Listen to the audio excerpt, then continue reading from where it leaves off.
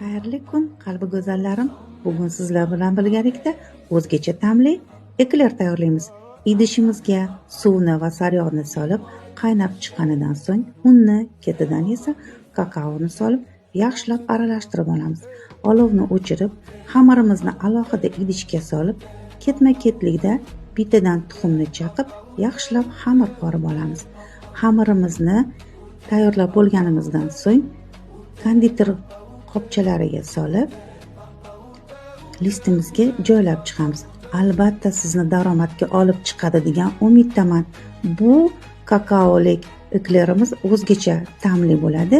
Albatta bunga o'zingiz xohlagan krem bilan tayyorlashingiz mumkin. Men esa bu eklerlarimizni zavarnoy krem bilan tayyorladim. Keyingi retseplarimizda albatta kuzatib borsangiz, qanday qilib zavarnoy kremni tayyorlashni ham o'rgatib boraman.